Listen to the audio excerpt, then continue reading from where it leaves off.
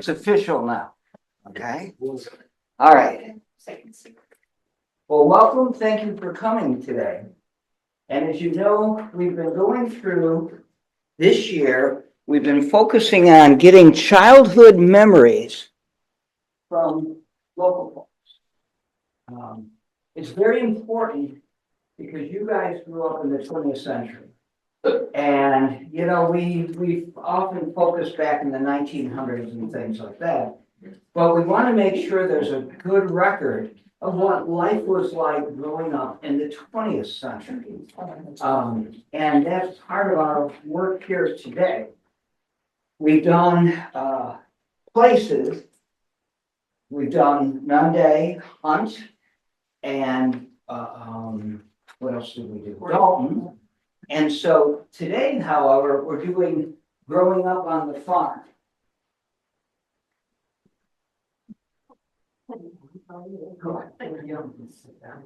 Now, the reason that we're recording this is because we're going to put a copy of this digitally into our archives so that generations from now, people are going to be able to hear people talk about growing up on the farm.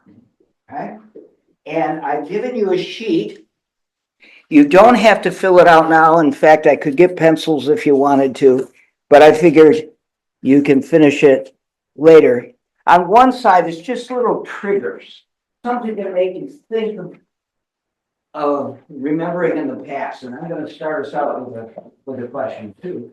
And on the back, there's a place that you can put down your favorite farm memories, what you want future generations to know, and you can add things to it. And we're also hoping that some of you have photographs that reach back into your farm life, that you don't have to give us your family photographs. But if you could come in, if you have them digitally, that you've already had them done, like they have been scanned, and share them with other family members. If you have them digitally, we love copies that we can put into our records. It's surprising how few photographs of growing up in Nunda there are. We have yearbooks, okay, and that type of thing. But when we are trying to grab, what's it like to a family sitting watching television, or a family playing cards or doing something together, or the insides of even houses are hard to get unless they're posed. The old days, you take a picture of your parlor and things like that. So we'd love for you to share that too. Now, so today what we're going to do, and we do have, Rich, are you there? Did I lose Rich? Get it. No, we're here. Okay, so Rich, why don't we start with you? What we're going to do is we're going to introduce ourselves so that the people, that's one thing we didn't do in our early ones, so they know who's telling the story. Think in terms of 20, 30, 40, 50 years from now, okay? And so when I'm going to go around quick first, and you just very quickly, I'm going to want you to share your name. It could be you have to give your maiden name. Where about your farm, a quick little review of your farm, where it was located, the type of how big a farm was it? Is it something that was many generations in your family, or something that your parents bought? And the years, now, you're going to have to kind of give away your age. You think you have pictures doing that already? Yeah. So if you give about the years that you're talking about, that you grew up on the farm as a child, we'll go through. So, Rich, do you want to start and by telling us your name and then something about the farm, if you grew up on a farm? And if you didn't, if you're only here to listen, let us know that too. Go ahead. Sure. Rich Nycastle, and my uncle had a farm. He was a gentleman farmer. He had a regular job, but he wanted to have the farm his own, and I'd go up there and mess it up for him every summer from, say, 1955 to 1965. Where was the farm located? What was your, you said uncle? What was your uncle's Yeah. name? Uncle Howard Ayler, and it was in Friendship, New York. Okay, all righty. Okay, well, thank you. Can we go right around? Okay, I'm Larry Cox. I grew up in Barkertown, New York, next to my grandfather's farm. But that didn't exclude me from working on the farm in the 50s and 60s. Okay, And Winger Cox, and I grew up on my dad's farm on Route 70 in Dalton. okay. I'm Kathy Roby, and I live in Dansville, but I grew up on Massachusetts Street, and I was not a farmer. But most all the farmers knew my dad, because he bred cows in the 50s and 60s and 70s. Thanks. All right, thank you. Gail Demos, and I grew up on DeGroff Road on a small farm. Do I have to give the year? A long time ago, right? We went there in 39, I was born in 35, and they were there until about 65. And this was the carpenter farm, right? All right. You're not, you're a little bit to the left. Let me just turn you over. There you go. I'm Terry Cole. We grew up down on the Creek Road. We raised beef cattle, everything Angus. Okay, all right. And what about when was that? Well, we moved to the farm in about 1952, and I still remember a lot of things from Okay. that years. Like, Okay. I remember going over with the family, watching them build the dam in Mount Morris, Okay, going across the bridge in St. Helena, okay, things like that. okay, ready. So we'll go back and we can hit this corner and then we'll go back across. Alice, you wanna? Alice Thompson, I grew up on 6 acres in downtown Lakeville. And we had all kinds of animals at different times. My dad raised chickens, and we had other animals. But my grandfather in Groveland, I spent a lot of time up there. And the 6th generation is now living on that farm, so Okay. I do that sort of a farm. And you've had your own And farm? I lived 41 years on Route 70, yes, next to Bam. Yeah. Okay. Bert, Oh, big one, so I Yeah, thought it was yeah. long. we'll hit you now. Well, I'm an old farm girl from way back. In 1961, my family had a dairy farm, about 60 cow herd. And we were there till 1968, until such time as my dad was lured away by a man who wanted to purchase our land to build a racetrack. Shame on him. But then we moved down onto the river across from Portageville. And my dad raised hogs initially and was a crop farmer. Okay. And then I've had horses for years myself, which I just got rid of a few years ago, so. Okay. I'm gonna ask, Rich, are you there? Yes, Can you hear them? we can. Yes. Okay, just checking to make sure the sound's coming through. Okay, Bert? I'm Bert Theron. Kind of grew up twice on farms. Once from 1963 to 1968, south of Dalton on Baker Road, a 30 cow dairy that we moved off of in 68 or 70, somewhere in there. And then after that, I grew up again in 1979 to about 90. He sold the cows in 86. Okay, from 79 to 86 with Jerry and Alice Thompson. Okay. All right. I'm Marge Hoos, and I never lived on a farm. I'm from Ilion, New York, and my aunt had a large farm in Fort Plain, New York. And I did spend some time there, but I'm basically here to hear stories about our agricultural heritage. Okay. Yeah. And I'm Jackie Howe Morgan. I grew up on a farm just off Short Track Road. We lived on Short Track, but the farm was down the road. And I grew up with my brothers. I was the only girl. And it was interesting, and they were all through the 50s and 60s. I'm Midge Howe. I'm married into the Howe family. And so Tom grew up on the farm and on short track road. Okay. Next, My name is Matt Elmendorf, and unfortunately, I didn't grow up in this area. that's okay. Not really unfortunate. I'm Shirley Elmendorf, maiden name was Stemper. The last of four girls.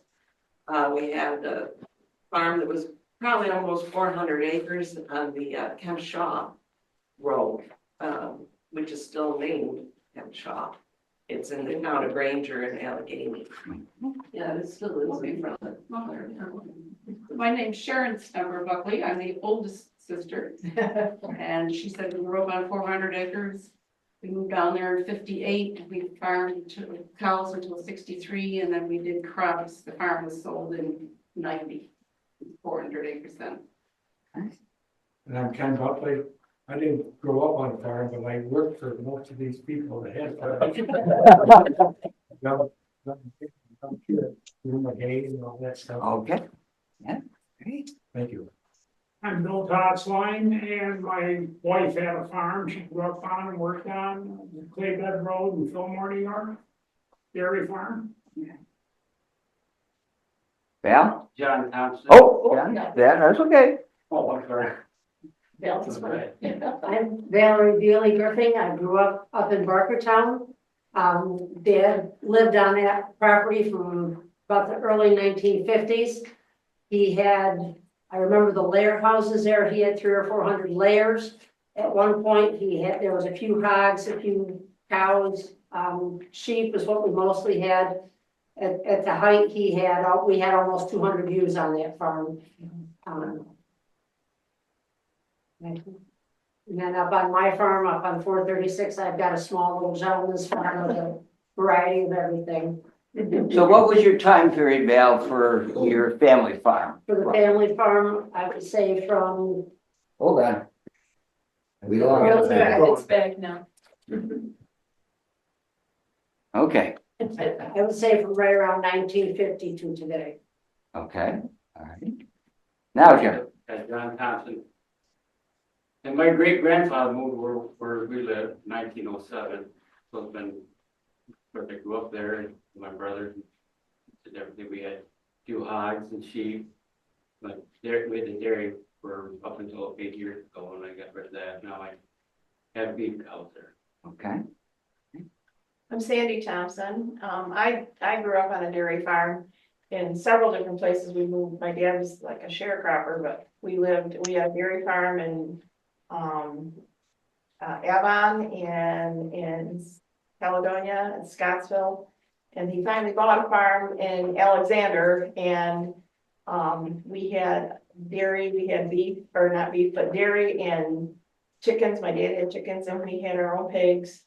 And I had to work out in the farm with my brothers, and the farm the last farm that my dad had in Alexander, the barns just burned down about 2 months ago. Oh, well, thank you. Thank you. So we'll start today, and now you don't have to introduce yourself again because they'll know who's talking. And let's start with this question, and you can just kind of raise your hand or just speak out. Is there one? Oh, that's not the question I wanted to start with. Sorry. Okay, this is it.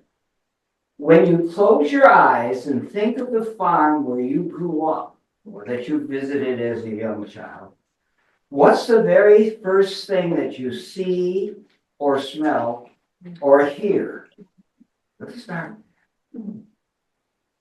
What's your earliest memories of growing up on a farm? Don't be bad. Smell of manure and silence. Okay. All right. Anyone want a copy on that? Do you all agree on that? Yeah. Okay. What else do you remember? Oh, it's the smell of when you cut the hay. Fresh cut. Yeah, crushed cut hay, exactly. Can't beat that smell. Do you still get that nostalgia? Remember the farm as you drive down the Yeah, street? yeah.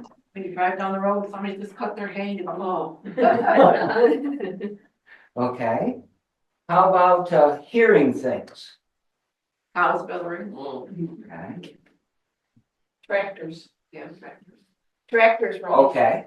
And I Roosters go back to crowing. horses. Horses, Roosters crowing. okay, roosters. How about, well, the hearing of the roosters and things. Okay, so let's share about your farm a little bit more. As a child, tell us about your routine. How much did you do? We have both males and females here. Talk about growing up as a young child on a farm. All right? Who'd like to start? I can remember, I wasn't very big, but I would go out and we had newborn calves and you had to teach them to drink out of the pail. You'd be able to stick your hands in their mouth and let them suck on your fingers and then bring it down into the bucket of milk. And then they'd start sucking the milk back up and then you take your fingers out. That's how you taught them. How old were you when you were doing this? Not very big, maybe four. Wow, imagine kids today, little 5-year-olds doing that.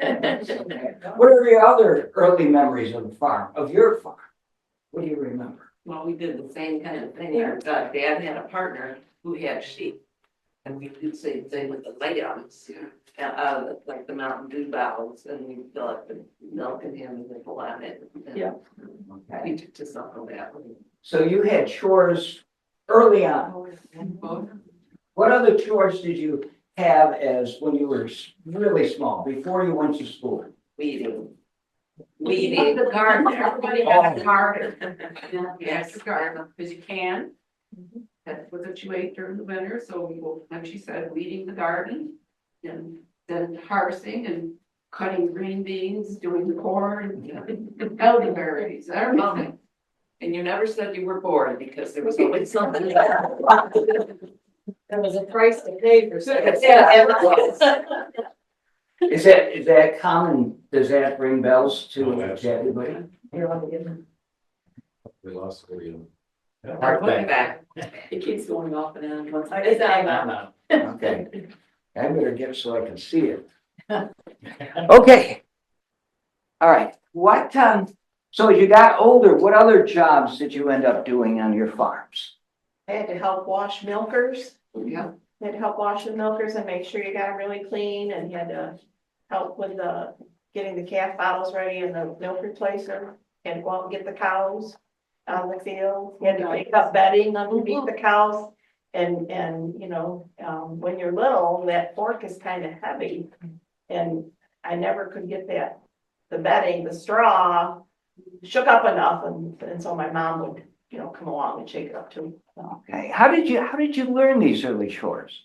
You're still learning, you just get to work. You just wash. You wash them and then you were doing them. Yeah. But back in those days, I mean, they're udders. I mean, you washed everything. Oh, yeah. in those cows. They were nice and pink. When they got milked. Pretty dirty. Yeah. And then you had to put a belt around the cow, the strap, and then you had to put the milk around and then try to get milk on the cups. They're about this big, weren't they? The milkers, yeah. It depends on what kind of milkers you had though. Some of them didn't have the belt, some of them were tall and they were right on. Oh, really? Did anybody have the hook scraper that got in the aisles? Yeah. That was fun too.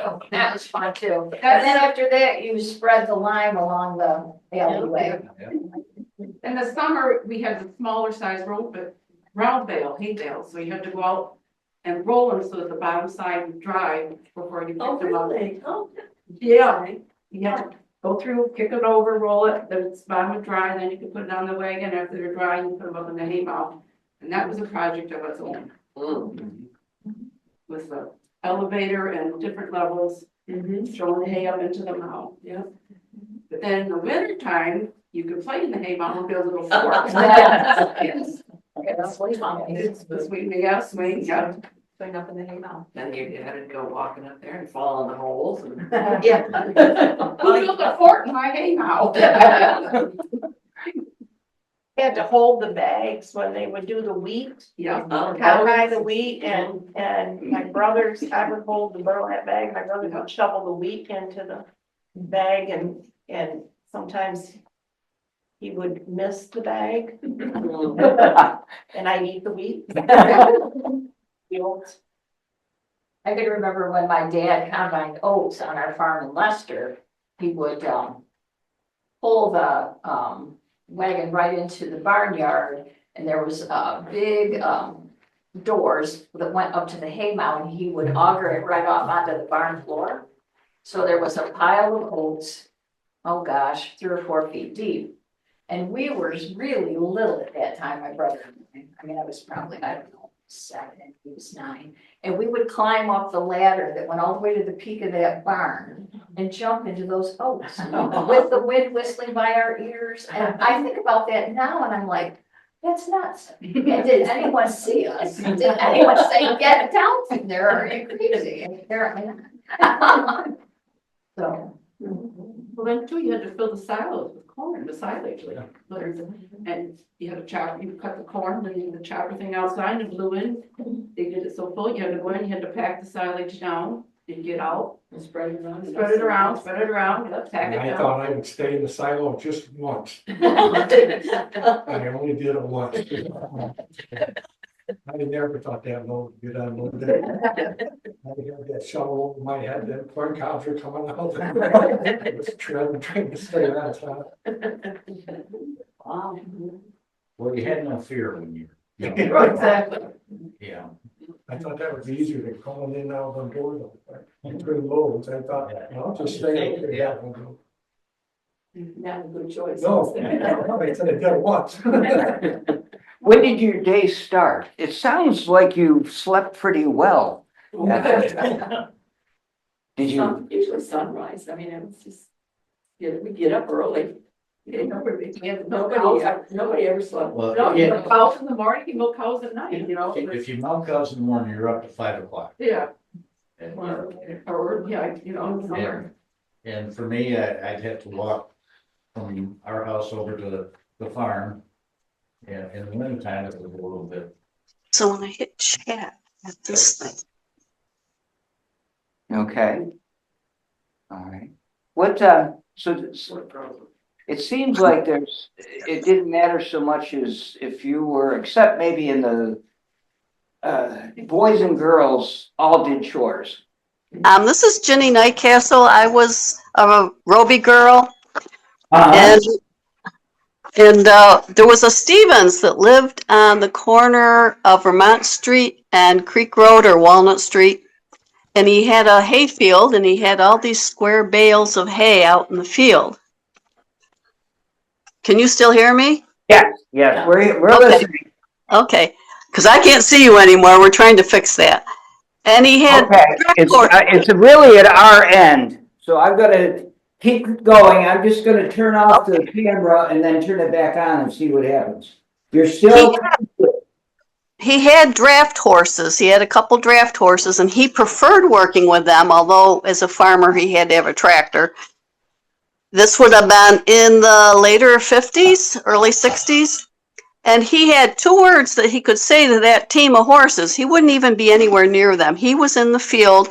He would pick up one of those hay bales that was probably 45, 50 pounds and put it on the wagon. And then he would tell the horses one of the words and they would move forward. And then he would tell them to whoa and they would stop and he would pick up another bale and put it on the wagon. So he got away without having to hire any help because he had smart horses.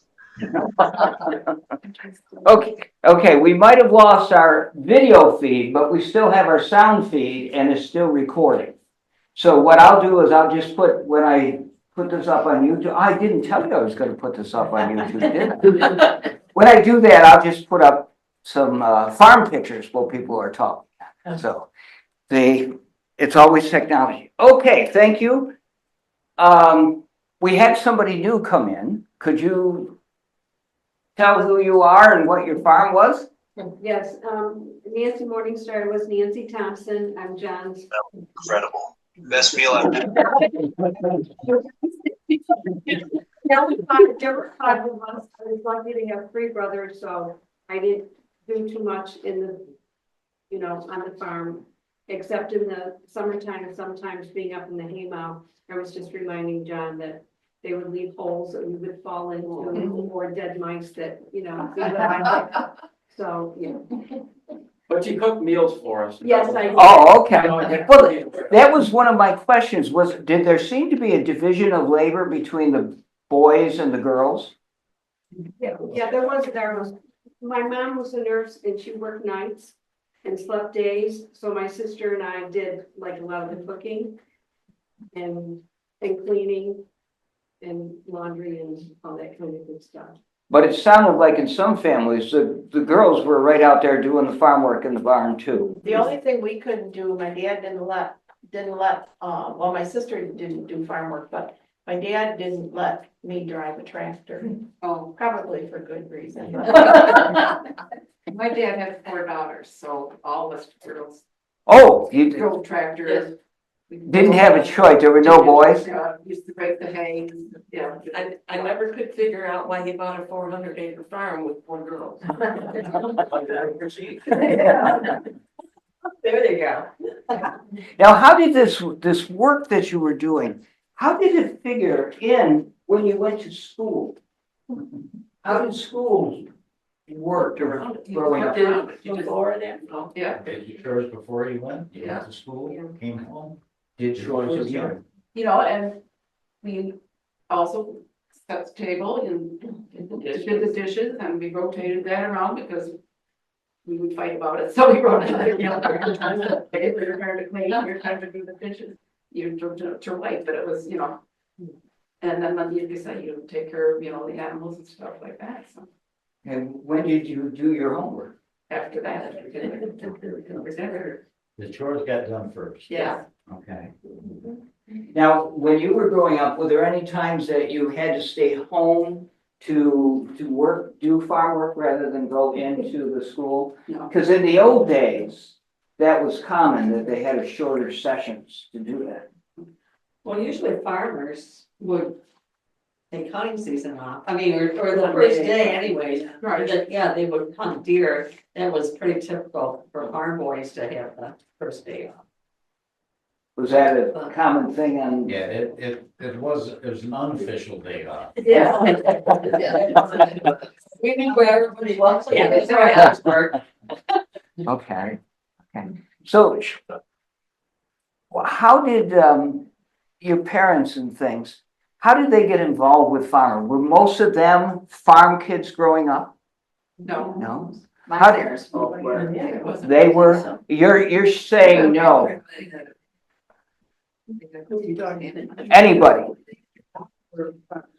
Oh, they were farmers before, so this was handed down generation to generation. I don't Okay, think my dad was a farmer before. I think my grandfather might have had a little farm, How many generations? but then my dad, Before they saw it, he right? did a lot of things, and one of them was farming. And we had about 60 or 70 cows at one time, which was big at the time, yeah. in the 50s and 60s. But I didn't get to do farm work much, because I had a whole bunch of brothers. And so I was home doing the stuff, like they said, doing the dishes and that. But I loved going to the farm because I could have an adventure.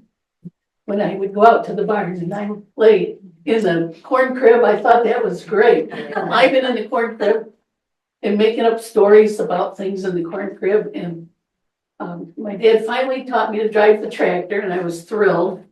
And he let me do a field up and hunt, plow it or something, and I was so excited. But I couldn't really turn the corners too well. So I think he had to come and straighten things out, and then I could go down the line again. How old were you, Jackie, when? I was probably maybe 8th or 9th grade when I was driving the tractor. Well, when my family would be picking up the hay in the field, I was the little one. And so they set me on the tractor. I was probably 4 or 5. And they say, just keep the steering wheel straight. And they'd start it. So I'd drive it down straight. And then when we get to the end of the row, my brother would jump on and turn it and put me back in another row and say, okay, keep it straight. Yeah, so that's. First tractor I drove was an old Farmall F12 with the steel wheels. Oh, my. And that was the same way. They sit me on the seat and say, You know, flip it between the rows, get to the end, my uncle would jump on, turn it, go back the other way, but it was steel wheel, so when you went across the road, it's. But your legs were long enough to put the clutch in? No, No. you just sat there and hope that they came, you know. No, they always had it in low road, so it was just crawling along. They were throwing the bales on the wagon and stacking them, and so you get to the end, they turn it. We had an old truck, and my brothers and sisters were quite a bit older than me, but we had an old truck. I don't even know what kind it was, but it was old. And my brothers would have to place the bales of hay onto the truck, load them on, the wagons were all full. And so I was little, and I had to stand on the seat to see. And they put it, the same thing, they put it in a little gear, and I would stand on the seat and drive the truck. And then when it was time to turn a corner, one of my brothers would jump in and shove me over. And then they pulled me back in, and then I'd stand there. I was really little for that. I probably wasn't any more than 4 or 5. Yeah. Point of introduction, collaborative, child labor. And having to be cooperative as a worker, as a real worker, you know? It was just primitive cruise control. Yeah. Pretty good. What about the weather? How did that affect your life as a kid? You remember you're out in the country, you know, and. with We the were roads. snowed in at times. We were snowed in for a week at various times. Roads would be shut down. You have to find different ways to get home. Yeah. I remember one time I was at where Patty's family moved to. It was the Graham farm then. And I went to spend the night at with Pemba and Kathy Graham, and we got a snowstorm. And we were there. I was snowed in with them for a week. And I remember when my mother finally came to get me a week later, and I remember Mrs. Graham standing on the porch saying, "Well, come again when you can stay longer."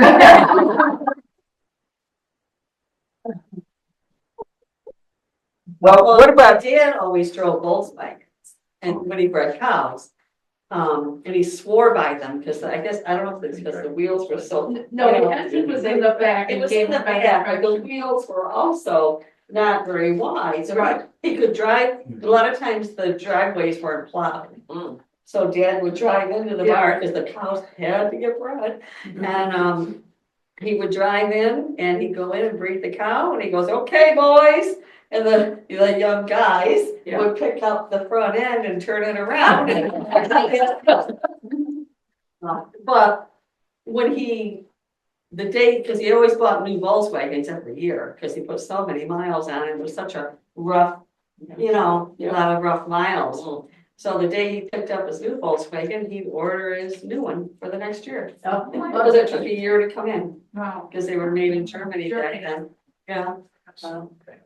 How did what were some of the extra chores you had to do when you had snowstorms and things? How did you take care of them? Slide downhill. I used to go across the road up on there was a good hill over there, and we'd get a toboggan. Yeah. I'd like to see if we could get from the top of the hill down and then jump the bank and land in the road. Sometimes we did. Thank goodness no cars. They were snowed in too. Yeah. What about neighbors? What do you remember about neighbors? Neighboring farms or anything? They were all relatives. That's why they call it barber shop. Oh, no, we had, the Colton farms there, and we used to hire, us young ones used to hire out to turn around bales and pick up his hay and stuff. And, my uncle, he had a round baler. Granddad had a square bale, so, he baled it, went right out of the wagon, right to the. Yeah. And being the smallest guy, I got to be in the top of the hay mound. It was 95 degrees, so by the tin roof to stack them when they got that high. Yeah. When did they start making round bales? I've never seen, No, as a little kid, I don't remember seeing them. Because they're about this big. About this They're round, small, they they were were about, big. they were the big, They weren't that big. Oh, then they must have been where? Yeah. Yeah, they're 3 feet long.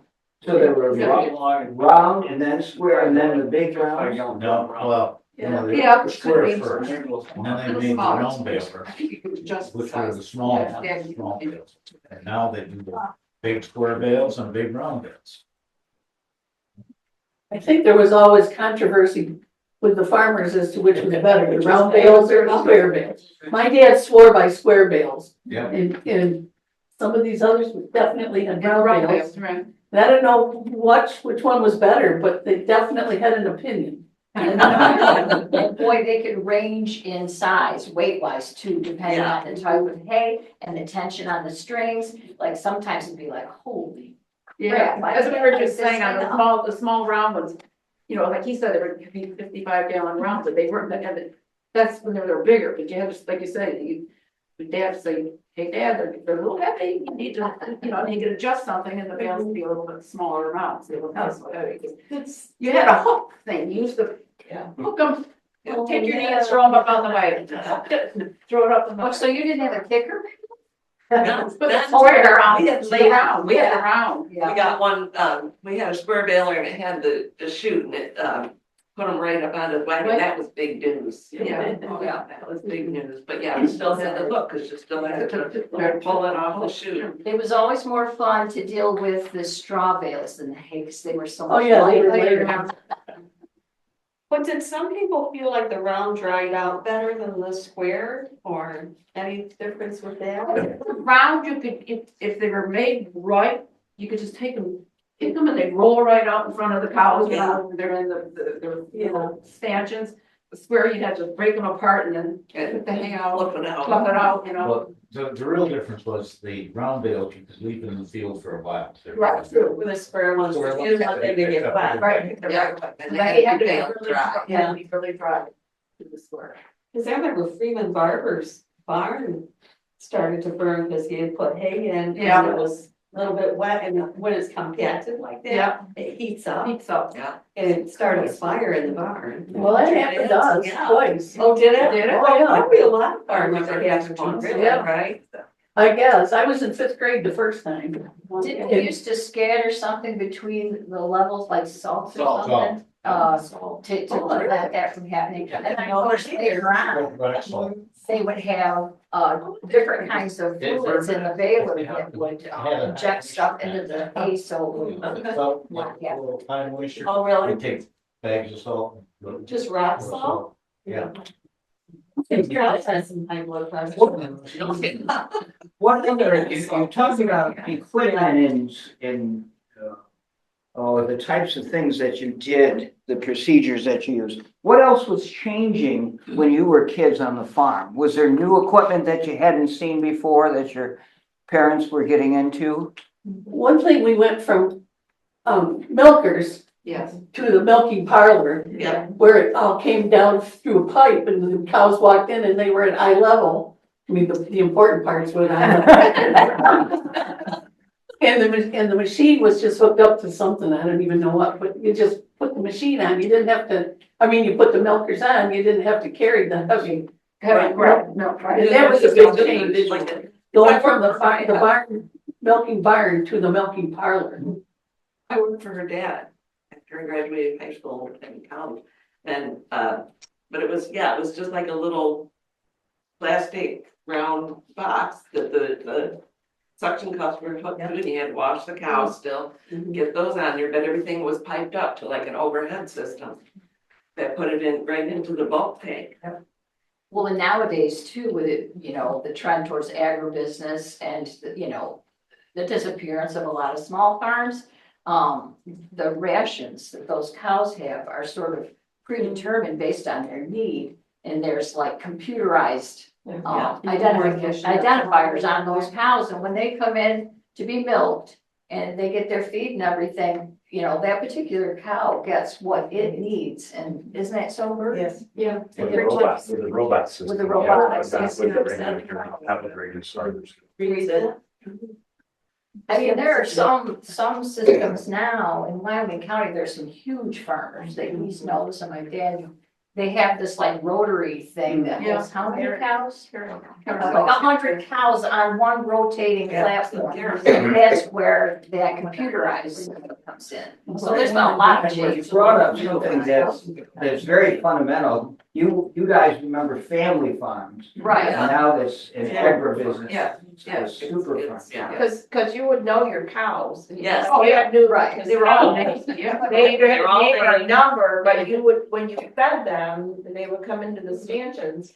And you had to know how much grain each cow had to have by what she was producing in milk. So some cows, they were drying off, so they didn't get as much grain. And some cows would get a full dipper of grain because they were doing really well. And then, you know, that was the old stanchion barn. And then when we moved to Scottsville, they had a milking system, but it was a rolling milking, what's that thing called? Dump station. Dump station. Oh, right, yeah. Before they have the parlors, the cows are still down where they were, but we had a dump, oh, that was like heaven.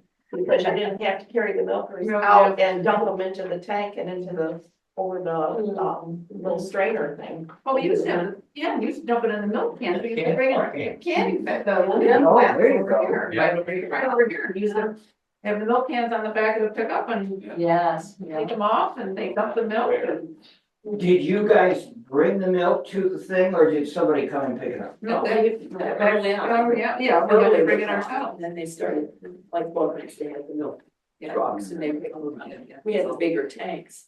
That, But for what, it was the milk cans. Yeah, the milk cans, yeah. when, there were 6 of us kids and, bits, you talk about milk cans. Yeah. And I think it was from here we used to get it. But remember in restaurants, they used to have the coolers that they would put the milk cans in and then they would just lift the handle and. Yeah, The oh, tap, yeah. the We had taps, one of that's those because we drank so much milk. Oh, It was old, yes, big cans. And we got our picture in one of the farming magazines for drinking, we drank the most milk in Livingston. And, Mr. Knaus took our picture. Yeah, it was cool. You Phil? stepped them and head off and. My wife would relay a story all the time to me about when she was young there, they were on the farm in Fillmore. It was her and 5 sisters, no boys, 6 girls. It would be usually my wife and Kathy, the majority of the work because her dad was bigger boys from down there to help out in summer and them 2 would pick on them so and criticize them what they were doing. They would quit. So her dad told her, "Hey, keep your mouth shut, you do it." And they said, "We can do it better." She made a story, her oldest sister, Kirsty, was visually impaired. So, but she could see enough when they had the elevator, when they put the bales up in the barn, Shirley would be loading the elevator and the girls would be up in the barn trying to put the hay and organize it. And she was doing it so fast that the 2 of them would be screaming down to one of the younger ones doing plugs in an elevator. Now you're really imagine what that was like. Well, my mother was very afraid of snakes and she would put the hay bales on the elevator and all of a sudden we'd be in the hay mow, no bales were coming up. There was mom popping up to the house and she's screaming, snakes. Either dead or alive, and yes, sometimes the dead ones would be hanging out the bales and ooh. If you want to say of mom that she could be jumping a ditch, see a snake, turn around, go back. Right there to her. Does anybody remember calling my dad? Well, I remember. Oh, yeah. Yeah. Oh, yeah, we never got to watch him. Well, I wasn't supposed to, but I was off in the. Oh, that's fun. Yeah, I still couldn't figure out what he was doing. he left the barn door open just for crack, and we were like, oh, oh. But anyways, so my dad, it actually is time in electronics progress. My mom always had to stay at the house. She couldn't go out. Thank you. No, because she had to make sure she got the calls because God forbid if they miss a call. And, you know, as the farmers in the community, he had a answering machine. Oh, and it would be, he'd say, hello, this is Russell Roby, your NYABC technician. He calls my recorder phone, please leave your name and message, thank you. And there was one farmer that always said, thank you, kind and noble sir. I don't know who that That was. wasn't me. But, so then at least my mom could go out some, but yeah, before that, she couldn't, she had us, and we weren't allowed to use the phone. You know.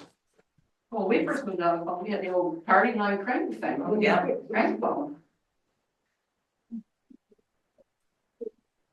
You were talking before about animals and about all the cows you identified. What other, did you have as kids special animals that you liked? Oh, Or yes. had a special connection to? I had a cow named well, it wasn't mine, it was my dad's, but one of the milk cows was named Hetty. And I could go right in there and climb on top of her when she would be laying down, and she just smelled so good. And she turned her head around and I'd nestle in the curve of her neck with all those wrinkles. And even out in the barnyard, I could climb on top of the watering trough, slip my leg right over her back, and she was just as tame as anything. Yes. What other, how about pets? Not the farming, just dogs and cats? Did you have dogs? Our dogs, mice and rats a lot, but we're always the ones that, weren't gonna stay, according to my mother. Well, okay, he can come on the porch, it's raining. Okay. We'll keep him and see if anybody claims him. 10 years later, I finally buried him.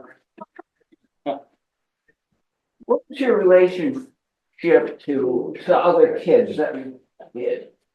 Did you, was being a farm kid, was there some things that you thought about that you wish that you weren't tied down to the farm? Or were you very happy to be a farm kid?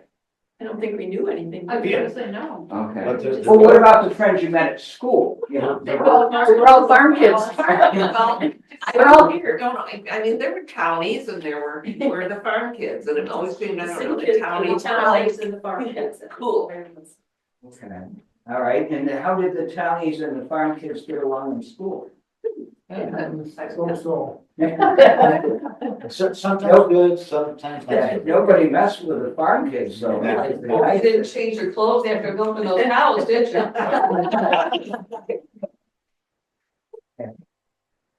What was your favorite, your connection to the communities, like Nunda and Dalton? You came into town, what stores were important to your farm? Duncan's, yes, Duncan's. those are dry goods. Which is where Baldwin's is now. Yeah. Okay. And next to it was the IGA. Yeah. Mhm. And that was, that's where you bought your, well, that's where we bought our groceries. There were other stores, I guess. And then there Well, was there the was Five Dimes. Sanford. Sanford, Donna's. We only went to the IGA. Oh. Well, it's interesting, because I'm talking to the kids, that you didn't say, well, Agway or whatever the mill was. and Right. things like that. Yeah. So You couldn't hear that when thing your family running came all to day. town, you went, To the grocery store. They ordered the things from Agway. Yeah. And they had the stuff delivered if they needed feed or whatever Agway provided. They brought it. We didn't have to go there, okay. but we just came for groceries and clothes and. Yeah. Now, at one time at school, there was Future Farmers of America. Was that was an active organization at one time? How many were any of you guys? And it was only for guys, right? Right, yeah. I think it was Richie. How many, were any of you guys in this? I was. You couldn't, it was too busy on the farm to be in the. 4-H, yes. 4-H, okay, there was that, Yeah. 4-H for kids. How many of you were in 4-H? Okay. Or it'd be much bigger than FFA, yeah. Okay, and that was boys and girls? Yeah. Yes, but the girls were pretty much the domestic arts. Nancy's mom was a 4-H leader, and she taught us how to sew and, cook material and all that kind And of. so did Alice. Yeah. Alice was really Yeah. good too. Okay. Nowadays, though, there's boys and girls that show cattle and sheep and the Yeah, whole shebang yeah. in 4-H. Well, that brings up something else. Well, what about the fairs in the summer? Was that a big time for our kids? What was, tell us some stories about it. What did you do? Is that usually Pike? Is that where? Well, Hemlock.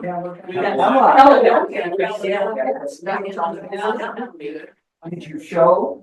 No, it was like you had to bake muffins and they had to be, just perfect and all this kind of stuff because the judges were gonna taste them and see if you overmixed them, there would be tunnels in them and stuff like that.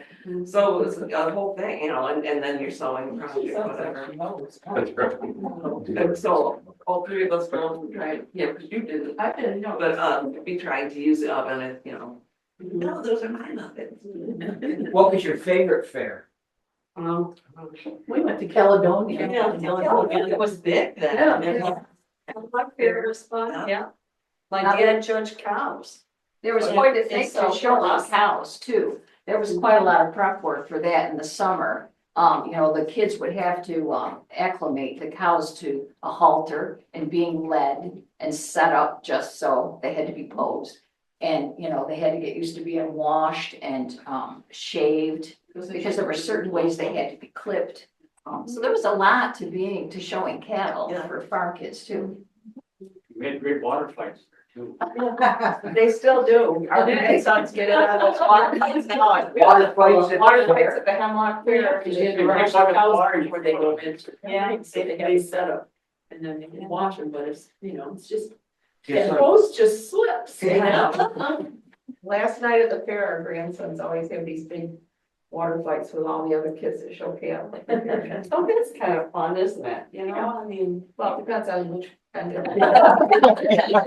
Oh, yeah. But it's a release, you worked hard to get your cows there to show them and make Things are sure. done, the auction is done. Yeah, and so yeah, after it's off till next year. And then it's harder time, so it's better than drinking, right? Like, shoot water. What else did you do as a farm kid when you weren't doing farm chores? You're outside playing all the time. Yep. In the winter, in the summer, in the winter, you just bundled up, we went sledding, and you went down the hill, ice skating. By the time you got the time cleared off, you were exhausted, so you still kind of ice skated, but, put ribbons on your feet, keep them dry, in the boots, and then when snowmobile started, we had an old ski-doo, we used to drive that. Haul somebody on a toboggan on the back, so you could whip them off. I saw an action took us one time. Down the hill, Yeah. Down the hill. Yeah, that was fun. Or like you said, you went up in the hay mountain and built forts, yeah. Fight with your brother. And fight with your But our house was on top of a hill and the barn was down below. When you'd have an ice storm, you would sit on your butt and you'd slide down the driveway and cross and go over into the barn. You couldn't walk down, it's too icy. What else? What are some other things? How about the hard times? Now, as a kid, what were some of the, and we don't like remembering the tough things, but. The power goes out Yeah. at milking time. Oh. Oh, what happened? So you milk by hand. And as soon as you finish that last cow, the power comes on. It happened Many times. many times. But they weren't used to being milked by hand, were they? So they would kind of, And they'd be a little nervous. yeah, I would think so. Yeah. But Okay. talk about hand cramps. So what was the difference now? I'm not a farm boy, as you probably figured out. What was the difference in time between on a milking machine and doing it by hand? Oh, we get at least 4 times as long. Yeah. At least 4 times. You put the pail under there. And you think our ancestors used to do this. But we as granddad had a small farm, I think we had 35 cows, so. That was probably. Yeah. Yeah. What else did you grow on? What about crops? What crops did you grow? Corn. Is it basically what they grow in these fields today? Yeah. Corn. What are the biggest problems that you face Now, some of it as a kid, you might not have known the problems your parents were facing, but. Equipment I was breakdown. just gonna say, equipment for Yes. Weather. Mom always had to go to the park store. Weather, I remember we had a hailstorm one time and it destroyed, like my dad had a crop of peas and it took that whole crop of peas with that hailstorm. And I remember just, him being so upset. Yeah. That whole field was gone. Or the wheat was about to ripen. And the wheat was just about Right right down the hills. So, and then Right. Knock it down. And y'all probably had to beg for rain sometimes, right? Yeah. Yeah. what was the most damage from the weather? Is hail the worst or the drought the worst? Any of it. Yeah, really, any of it damaged. Yeah, it's because there's a lot of investment in that crop. Now, one thing you learn is that growing up on the farm is how to be independent and how to fix things. Yeah. Okay. Yeah, if you're doing something on the tractor, doing something better, and something breaks, you fix it to finish the job. Exactly. You become very resourceful. I didn't know that other people actually fixed cars until I was Dad did everything. He was a machinist, also he worked up at Sanyak and he was a machinist there. He could make anything. But I had no idea other people, took their cars to somebody else. I was like, what? It was interesting. I think one thing to keep in mind too about farming that people don't think about a lot is it's really one of the most dangerous professions in the whole world. Yes. And I mean, from personal experience, my brother was killed when he was 14 on a tractor. Bert himself, almost died. He was his brother was driving a tractor. He was in an empty manure spreader standing up behind it, and his brother hit a bump and he flew out of it and was run over and his eye dropped out of his head. Oh. If it hadn't been for Don Thompson getting into the hospital in time, he might not have. So, people take that on at great personal risk. I think now, with bigger equipment and cabs, and it's probably not as dangerous, but it's still a pretty dangerous profession. Yeah, true. We used to have more safety trainings now. Yeah. I took my two grandsons to a Clemson University Ag Department was doing a farm safety training, and they spent a whole day, lawnmowers, ATVs, tractors, handling cattle, and a complete first aid course there. Wow. They've gotten better. Yeah. One of my wife's stories was when they were on the farm, After the FFA come into play, they taught, metal shop, how to weld, use acetylene torch, how to fix things, how to use tools. It's pretty imperative, a big shop there at one time. Jack of all trades. Yeah. Become injunction with the area and farming community. one of my wife's stories was that her dad had the tractor and the manure spreader, and they had a rope. He was on the bottom of the slide, and Shirley, her sister, was on top of her. They were going across the field and hit a little bit of furrow while I kicked beaters on them, the spreader. It sucked Jean right through the spreader. Get the top of her head open. Her dad had to hold the top of her head with his hanky. So, yeah, she's told me that story many times. Even the animals, I mean, even now, working with animals and stuff, the steer, the cows and stuff, it means you're talking about an animal that's 1,200-1,300 pounds, and if they get it in their head that they're gonna not move or they're gonna move you, they will. They will. Yeah. Or they kick at you. Yeah. Like when you're milking, Or they they kick swing your head around, around, yeah, knock you down. knock you down. Yeah. So that is a dangerous thing. I don't know if you like funny stories, but I was telling Shirley and Patty the other day, and I didn't even know this until just a couple years ago, that one time my dad was leaving, my brother, we had a dump truck, And my brother Dana had left it just up enough so it would drain, you know, it wasn't all the way down and hooked, but my dad didn't know that. He got in the truck to come down here to what was Coleman's Dairy Bar, I guess at the time. And he drove from Hunt all the way down and everybody was waving at him, having a good time. And he thought, oh, everybody's so friendly. And he's waving back all the way through Nunda. And when he finally got to Tallman's, somebody finally told him that the back of the truck was up and he had taken out every power line. He had a lot of apologizing and phone calls. Monday was friendly to me. Not after that. And another funny story. Daddy Claude and I used to go horseback riding together. And we talked about the manure spreader, you know, they would take the manure spreader out and dump it in the fields and in the winter, they just take it out, dump it in the fields.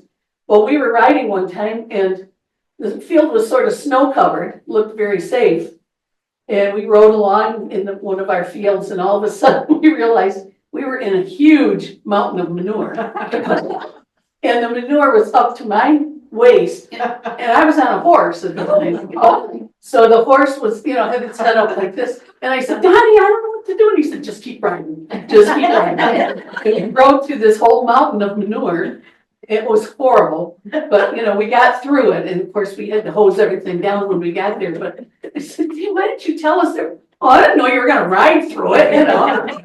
The mountain of manure that we left for the winter. I've got a funny story too. And if Portia Barber to me was here, she would probably hit me. But we were good friends in high school. And I had stayed overnight at her house one time. And Freeman already had started the golf course at that point, but he still had a few milk cows. And I mean, maybe like 3 or 4 that he would milk. And we went out to the barn and he finished milking these 3 cows on this one side of the barn. And on the other side was a bull.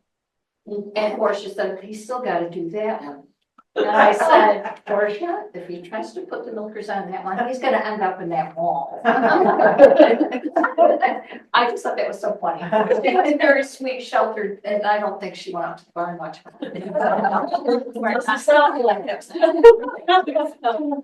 It's fun. Now, what about your water supply? That's what you hear. You see a lot of farmers still coming in, or country people coming in and getting water from the village. Was that always a problem on your farms? No. It was on our, occasionally. Wells were dug for 30 cows and then started having 60, 100. There wasn't enough water. Relative to the harder water bought in. My relation on the Perry area. Always a problem, water. Now, your guys didn't have any trouble with We water? had An artesian Well, Okay. to the house and then run down the hill and into the cow barn. Did all the house. Yeah, it was. Now, everybody had telephones by your time, except, did you? Well, we had a telephone here. You didn't have a television when you started. Oh, no. One of the things that bothered me was, if you have cows, you have to milk them twice a day, so you can't go anywhere and stay. You always had to be home to do that milk. Yeah. That bothered me. And I remember that one. My uncle would come and visit and then he'd say, well, the girls are waiting, let's go. But another thing in the winter, we used to do maple syrup. We made maple syrup in the winter. We had a big woods area that we tapped. And gathered the syrup, the buckets, the sap, and then we would boil. We had a sugar shack and burn stuff that today you don't dare burn to make the syrup. But Most farmers did though. I think they didn't did. Yeah. Did you do syrup? Yeah. Did you? Yeah. I remember Dad would always come home with some farmer and say, here, well, Yeah. I was. What else did you do on the farm that you created yourself that you didn't depend on going to a store and getting? Your garden with your vegetables. That was, And then your meat too, I mean, well, like I said, deer hunting, you always have your meat. Open season, no, No. So I do remember coming home from school and we had a freezer out on the porch. And at least one occasion I came home and there was a cow's head on the freezer. So apparently something either happened to her or she wasn't producing anymore, so. Producer else. Yeah.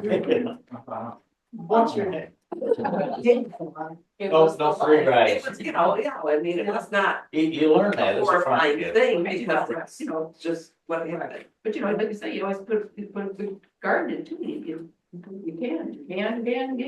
Every time one of you girls left that garden got bigger. Yes, it did.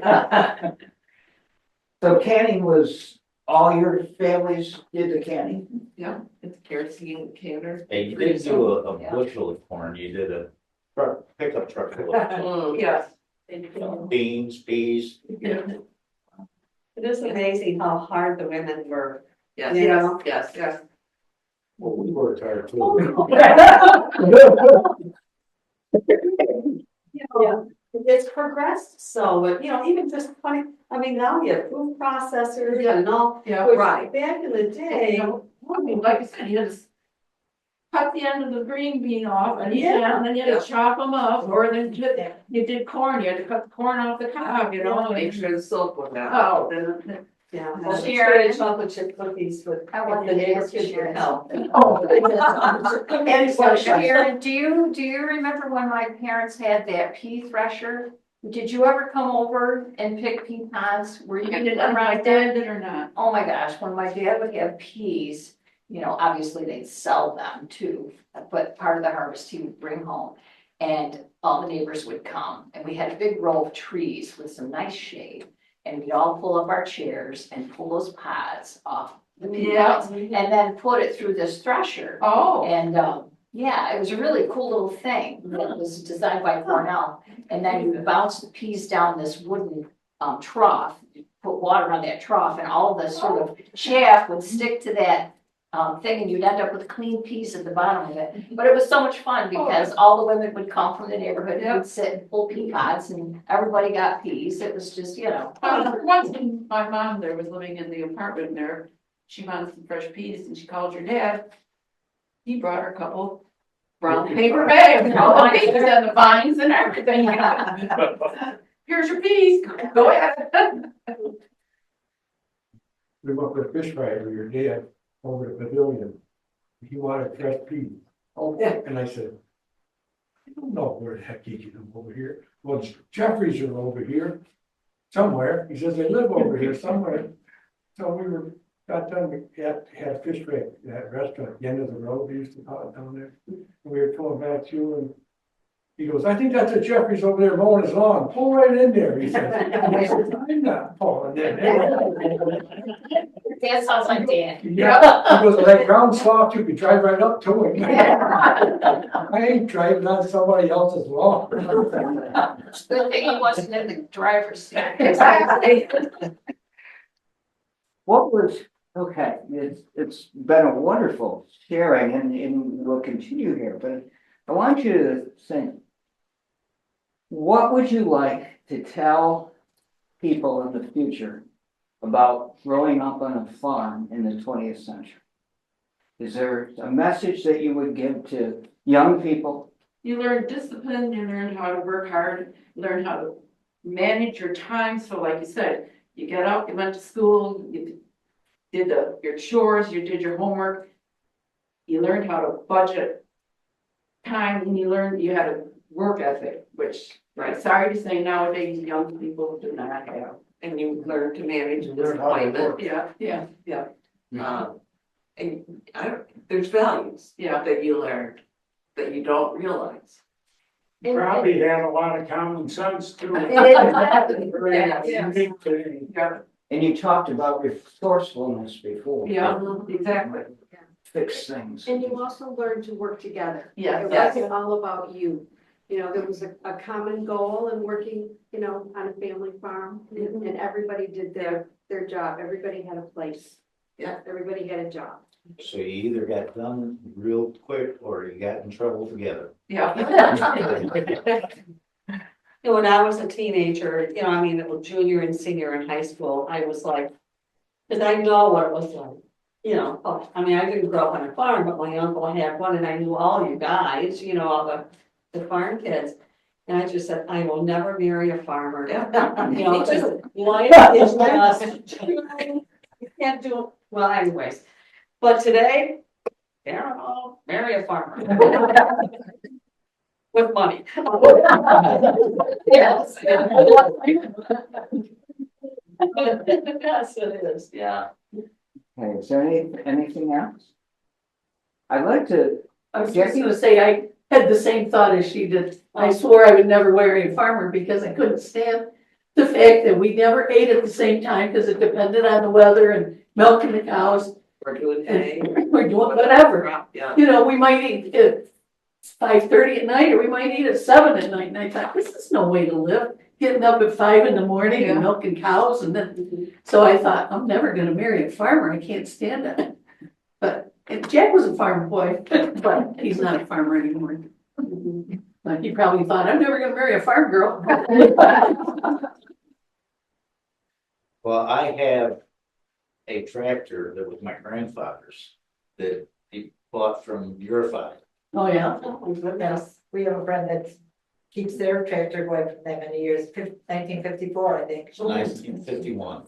Yeah. Well, my dad sold tractors. Yep. Ferguson's, when I was real little, I remember that, at an equipment, or a farm equipment place.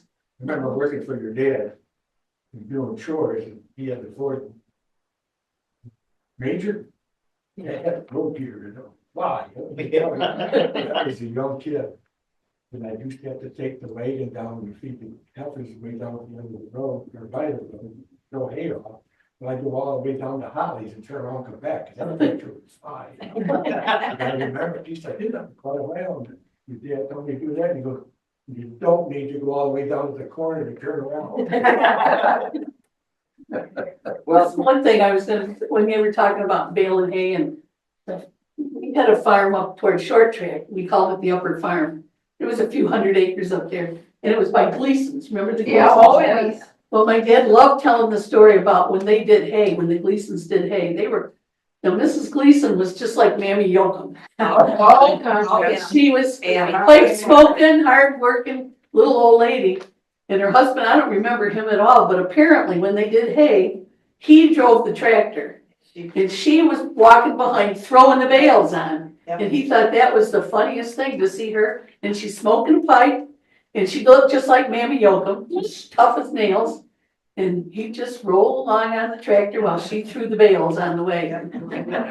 We went down there to buy eggs, and it was during the time when barns were being burned, set on fire. Oh, I remember. Remember that? Yeah. There she was, sitting on the front porch with her shotgun. Really? Oh, I yeah. do remember that. Yeah, oh, yeah. Or she'd walk to the barn with a pail of, canned beef and a dozen cats following her. Yeah. And everything was fenced in, and there was no yard because the cows all ran to it. Even in the house. The house, the house, cows come out. I believe the house inside, if I'm remembering correctly, had like newspaper for the wallpaper. And Annie yourself would layer clothes over to hold, she would have holes in the ones underneath. Granny So like, on Beverly Hills, that's how she dressed, it's like this. Yeah, oh, yeah. Back in the day, I was a plumber for quite a few years and worked for about every farm around here. Freddie called once, didn't have any hot water in the barn, had to have a hot water heater in the barn. So went up, my brother and I went up, putting the water heater in the barn. Freddie was just fussing up a storm over what it cost him. My brother mentioned, no, Fred, we probably know what the used one to put in your house sometimes. Well, Wilma, was that her name, Wilma? Wilma, yeah. Wilma doesn't need hot water in the house, you got hot water in the barn. Okay. Well, you pulled out a lot of cash and paid us. What were some of the other characters, just quick, and then I have, Okay, well, thank you for coming. Were there any other characters that you remember out in the country among the farmers that? Alvin Clark. Pardon? Stewart. Oh, my gosh. Stewart? Yeah, up on French Hill. Up on French Hill. We used to do the hay up on French Hill. And, I still remember one was saying, gonna fart around till it blows up a storm.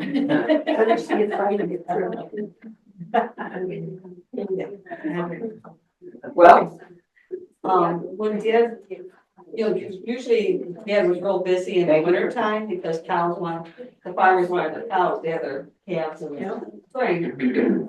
And I don't know how many crossings there are between Dalton, or train crossings from Dalton to Hunt.